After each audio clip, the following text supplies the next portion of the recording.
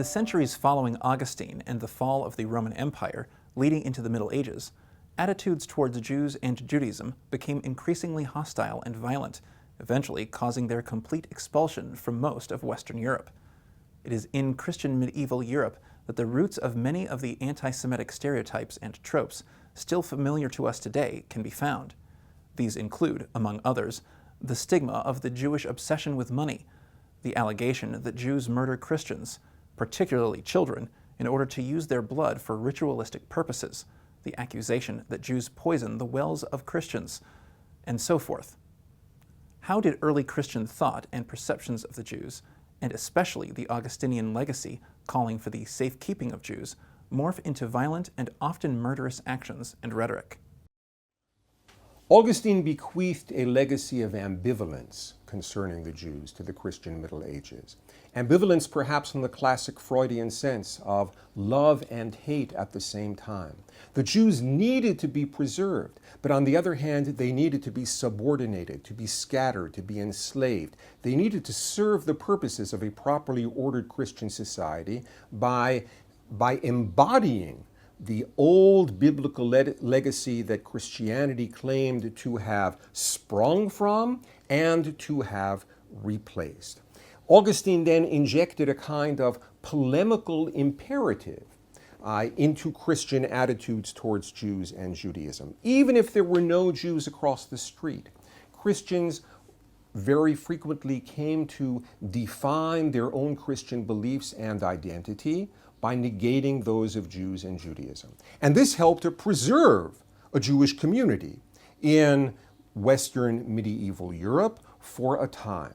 But what happens by the end of the European Middle Ages is that the Jews are successively expelled from most Western European lands. They're expelled from England in 1290, France beginning in 1306, Spain and Sicily in 1492, Portugal in 1497, the Kingdom of Naples, the southern half of Italy in 1541, which means by the end of the European Middle Ages, except for parts of Germany and northern Italy, Western Christian Europe is essentially Judenrein. It is essentially free, pure of Jews, as it were. Well, what happened to Augustine's teaching of slay them not? And Augustine was a theological authority second to none in European Christendom. What happened to allow for that change?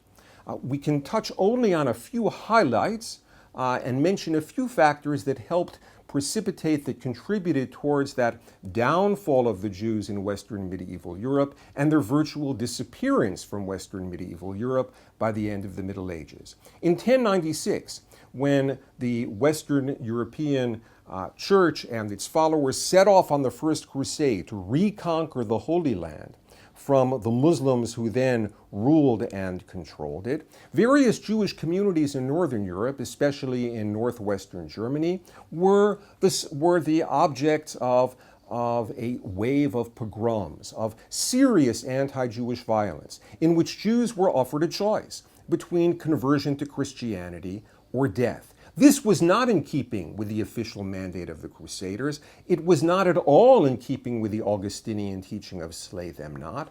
But what it does, inasmuch as it is in contrast to those instructions from above, is to awaken European society to the problematic, to the unique status of the Jews. They're here, but yet they exemplify everything that we disagree with. And in times of stress, they can be the objects of violence. So beginning in the 12th century, Jews and Judaism in Western Europe become the subjects of increased intense scrutiny. And this helps to bring about change that will eventually result in their expulsion and elimination.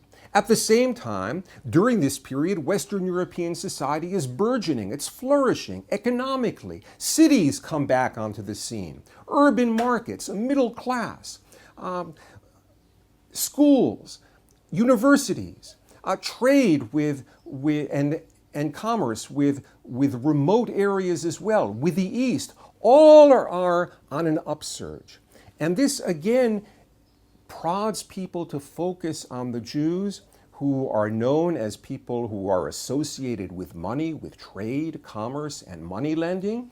It forces Jews into occupations like money lending. And what it also does is to bring them into a kind of friction and conflict with other classes in society. Christian bureaucrats who now themselves are experiencing new power and authority, and they have to stake out their terrain in contrast or in opposition to those of other groups like the Jews. During this same period, Western European Christendom comes into an encounter with other others. Jews were typically the only other in religious terms in early European society, in early medieval European society, but now Christians come into contact more than ever before with Muslims in their midst. They come into contact with Jews, with some pagan groups across the borders, the frontiers of medieval Europe to the north and to the east. And this meeting with others forces them to redefine the status and the mission of the other whom they have known until now, and that is the Jew. But perhaps the most important catalyst for change in the Christian perception of the Jew in theological terms is the awakening of the church to the reality that the Jews of today are not fossils of antiquity. They haven't remained motionless in ancient times the way Augustine imagined them. They're not waiting on that platform in the train station anymore for the Christian train of salvation to arrive. They've, as it were, gone off to a different platform, gotten on a different train. Judaism has evolved.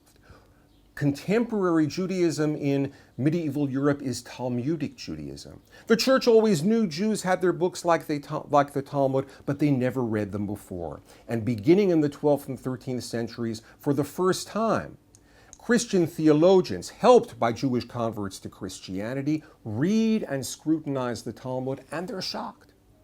Because rabbinic tradition is still alive. Rabbinic tradition is still evolving. Judaism is still flourishing in a cultural sense, where it was supposed to have died and become extinguished. That's what Augustine taught. And the conclusion was that the Jews of today then who accept the authority of the Talmud and the rabbis who came after Jesus are heretics. Not just with regard to Christianity, that they don't believe Christianity. They're heretics with regard to biblical Judaism, because from a Christian point of view, they've replaced the law of Moses with the law of the rabbis. This kind of Jew deliberately, not blindly the way Augustine imagined, deliberately forsook the truth of the Bible. And this Jew went off to create another religion so as not to have to admit the truth in Christianity. And this notion of the Jew as a deliberate unbeliever, a heretic, and Christianity has no patience for heretics in a properly ordered society.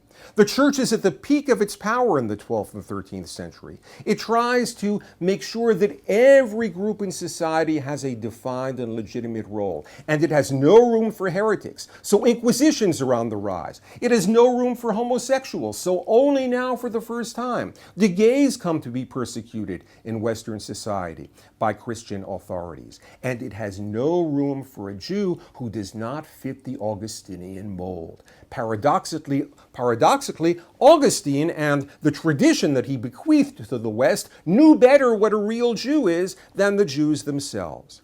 And so the Jew comes to be perceived as a kind of deviant, a heretic, a deliberate unbeliever. And this is expressed in a variety of manners which convey a sense that anti-Judaism or the earliest versions of anti-Semitism are on the rise. For example, Augustine had taught that the Jews who were responsible for Jesus' crucifixion, the Jewish Christ killers, really didn't know what they were doing. Now in the 13th century, none other than Thomas Aquinas argues that the Jews knew they were killing their Savior. The Jewish leaders killed their Savior deliberately. And for all intents and purposes, they really understood that he was the Son of God. What kind of individual knowingly, deliberately kills his Savior, murders the Son of God, not a rational human being, but an irrational being, a monster, an agent of Satan? And this new perception of the Jew fosters more popular beliefs that the Jews engaged in criminal activity perpetrating all kinds of terrible crimes against humanity. They committed ritual murder against innocent Christians, ritual cannibalism when they used the blood of people whom they killed for ritual purposes like baking matzah for Passover. Jews poisoned the wells. They sought to get the consecrated host from the Mass and deliberately to desecrate it, to take vengeance on on this cracker, which they really understood was the crucified Christ. Late medieval popular culture fosters this notion of the Jew as a satanic monster, a Jew who has a foul odor, a Jew who, if he's male and not just female, has a monthly menstrual cycle. A Jew who is not human, but a Jew who is satanic and monstrous. And long after the Catholic theology of the Middle Ages ebbs and declines and loses its hold over European society, many of these myths and popular motifs survive and become a kind of important bequest of the Middle Ages to modern anti-Semitism.